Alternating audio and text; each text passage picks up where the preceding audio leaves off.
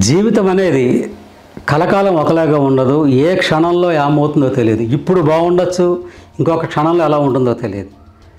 ఈ మధ్యకాలంలో జరిగిన ఫ్లైట్ యాక్సిడెంట్ ఒక ఉదాహరణ.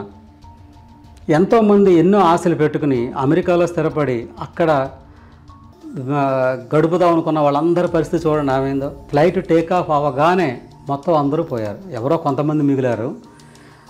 మరీ ఇంకా హృదయ విదారకమైనది ఏంటంటే, ఆ ఫ్లైట్లో నేను చాలా కలచపడి, నాకు 2 రోజులైతే నిజంగా నిద్ర పట్టలేదు. నాకు మనోవేదన పడ్డాను, మామూలు మనోవేదన కాదు. ఏమిటి ఇది పరిస్థితి?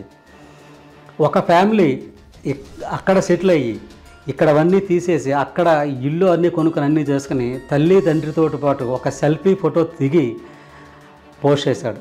ఆ ఫ్యామిలీ మరణించారు. ఒక్కసారి చూడండి, వాళ్ళ ఆశ ఏమైపోయింది. వాళ్ళే కాదు, అందరి పరిస్థితి అదే ఆ రోజుని. ఒక్కసారి ఆలోచించండి. అలాగే హార్ట్ బెలూన్ అలాగే యాక్సిడెంట్. కాబట్టి మనందరం కూడా బతికినంత కాలం ఉన్నంతకాలం ఆనందంగా గడుపుదాము, ఎదుటివాటికి సహాయపడేలా బతుకుదాం.